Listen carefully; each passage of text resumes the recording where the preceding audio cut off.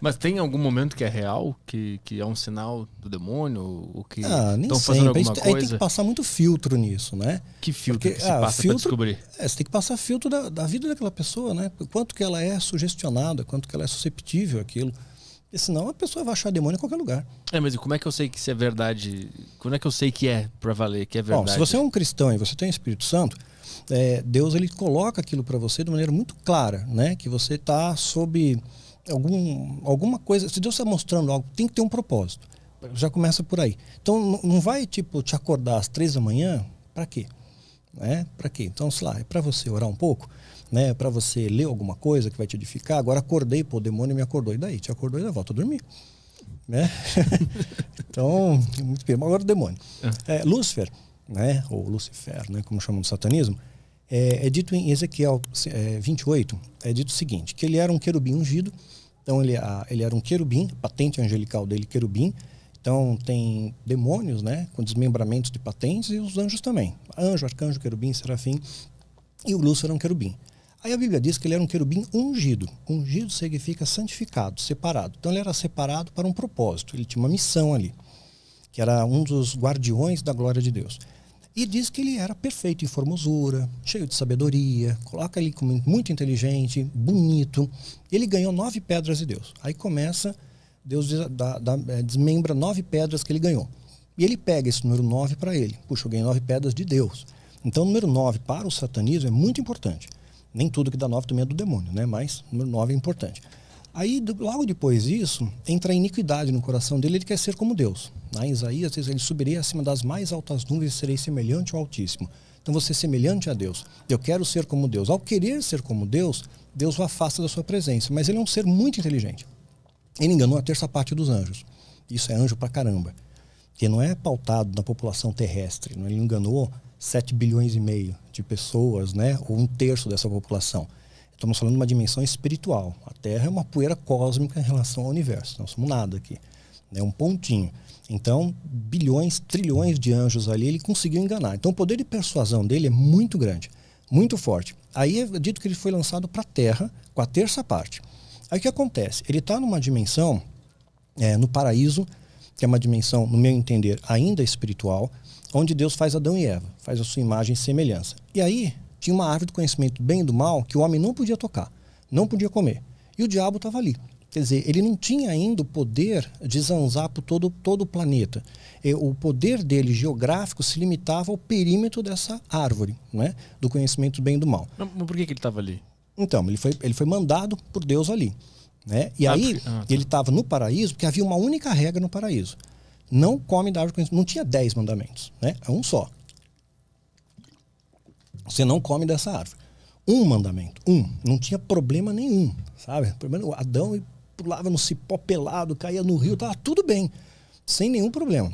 Não tinha DR, não tinha sogra. Pensa bem na situação de Adão.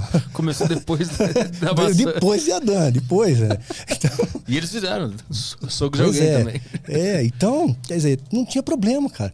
Aí, de repente, Deus colocou, não vai nessa árvore. O demônio estava lá, até mesmo para testar a fidelidade, porque você tem um livre-arbítrio. Mas Deus sabia que ali estava o demônio?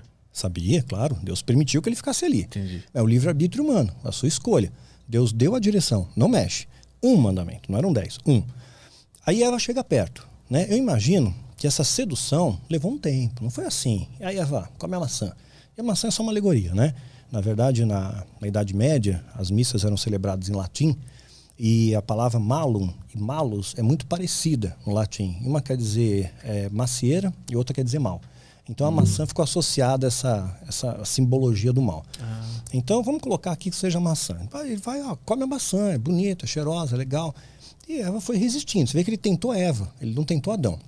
Ele tentou na mulher. Tem algum significado isso? Eu acho que ele tentou pegar assim o ponto fraco. A mulher é mais semântica. O homem é mais racional, até hoje, né? E a mulher é mais emocional. Então ele talvez tenha tentado pegar a Eva pela emoção dela, né? Pela emoção. E talvez, uma hipótese que ele pode ter usado, ele pegou e falou, olha, come a maçã. Ela não queria.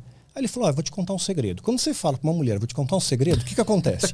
Todos os sentidos da mulher estão antenados em você naquele momento. Ou vou fazer uma surpresa, dos dois. Acabou, ela não tem mais espaço, tempo, mais nada. Só existe você naquele momento para contar o segredo. E Lúcifer deve ter dito para a mulher, olha, vou te contar uma coisa, maçã emagrece. Ela comeu o pé inteiro, né, para emagrecer. Então, comeu, tentou, ela passa para Adão, os dois pecaram.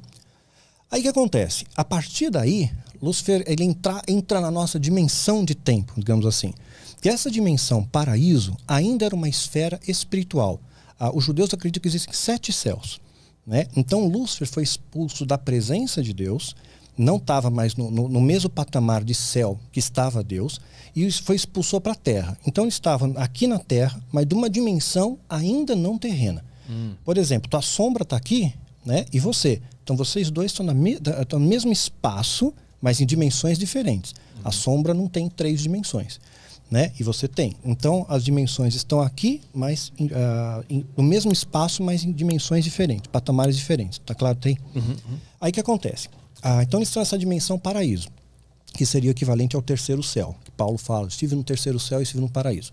Nessa mesma dimensão do paraíso, tem a árvore do conhecimento do bem e do mal e tem a árvore da vida, né? A árvore da vida, Deus proibiu, era o mesmo local. Lá em Apocalipse vai dizer que a árvore da vida está no céu, faz parte do perímetro geográfico ali do céu, da Jerusalém celestial. Então ele pega essa árvore da vida, Deus coloca querubins para tomar conta do caminho, para ninguém chegar perto nela. Colocou querubim, mesma patente hierárquica que o próprio Satanás. Você pega um outro exemplo bíblico, você vê como é que existe esse respeito hierárquico. Começa a ter uma treta, eles começam a disputar o corpo de Moisés. Porque se Moisés fosse enterrado, os ossos dele seriam venerados, né? Ele era um profeta muito importante, libertou os caras do Egito e tal, né? Aí o que acontece? Lúcifer ele vai querer pegar o corpo de Moisés, é descrito na Epístola de Judas. E vem um arcanjo, né? Miguel vai lá e faz uma treta com o diabo. Só que o arcanjo ele não tem autoridade para repreender um querubim. Então ele fala que o Senhor te repreenda. Quer dizer, Deus vai te repreender, né? Então os dois são irmãos, foram feitos por Deus. Então assim, o pai te repreende, né? Eu não posso você tem hierarquicamente ser acima de mim. Então você tem esse respeito hierárquico entre eles. Aí o que acontece? Voltando, então colocou querubim, mesma patente para tomar conta do caminho da árvore da vida. Quando o homem é afastado, imagina que o demônio, a Bíblia diz que ele é como o leão. Não é o leão, mas é como o leão. Ele precisava de uma legalidade do homem para sair daquele perímetro, daquela prisão temporária dele. O perímetro da árvore. O homem podia libertar ele dessa... Libertou, com o pecado. Sim, sim. Né? Aceitou. Então imagina um leão dentro de uma jaula, a tranca está do lado de fora. Só eu posso abrir. O leão não pode abrir por dentro. Ele é muito mais forte do que eu, mas ele não pode abrir. Aí eu abro. Aí o homem abriu pelo pecado, ele entra na nossa dimensão. Entrando na dimensão humana, ele vai corrompendo o homem. Ele vai se apresentando como um Deus para o homem. E pior ainda, esses anjos caídos tiveram relações com as mulheres. Em Gênesis 6, fala que os filhos de Deus, anjos, viram as filhas dos homens, né, humano aqui, que eram formosas e tomaram para si mulheres que tantos escolheram. Tiveram relações com essas mulheres e nasceram varões de grande renome, gigantes. E a arqueologia comprova que os gigantes existiram, né, e comprova historicamente também pela Bíblia. Então eles trouxeram uma série de perversão para o homem, apresentando politeísmo, vários deuses, aquela coisa toda, e sacrifício humano, e foi indo, né, pervertendo a humanidade. E o objetivo dele é qual? Só perverter? Destruir. Tipo assim, ele sabe, né, tipo, que Deus é mais poderoso. É evidente que ele sabe. A criatura nunca vai ser superior ao Criador. Mas ele vai causar o máximo de destruição que ele puder. Tipo, eu vou para prisão, mas eu vou levar todo o máximo de pessoas comigo. Vou causar o máximo de dano possível. Se nessa história a Eva não tivesse comido a maçã, como é que a humanidade estaria agora? Eu acho que estaríamos bem, de boa. Mas ia ser para sempre, não ia existir terra, essa vida que a gente conhece aqui? Acho que a gente teria estaríamos na dimensão espiritual, né? Que eu acredito que nós vamos voltar para essa dimensão espiritual, que é a nossa natureza, né? E não estaríamos sofrendo toda essa retaliação, né? Toda essa consequência que teve desdobramento do pecado original. Então, nós somos filhos do demônio? Nós somos filhos de um pecado, né? De um pecado. de uma falha humana, de pecado. Esse pecado deu a legalidade para o demônio para entrar na nossa vida, na nossa esfera, na nossa dimensão e causar destruição em nosso meio. Mas assim, tu, como indivíduos, a gente existiria da mesma forma nesse outro lugar? Ou... Eu creio que sim, sim. Só que não teríamos a mazela do pecado, não teríamos a dor, o sofrimento, né? Tudo que ser humano consiste. Agora, uma coisa que eu pondero, quando perguntam para mim, tem vida em outro planeta? Eu acho evidente que tem, né? Porque o universo é gigante, né? Tudo que a gente enxerga é 4% só. A gente só enxerga o universo visível para nós é 4%. Esses 4% a gente não entende nada. Ninguém sabe o que é matéria escura ainda direito. Não tem uma explicação para tudo isso.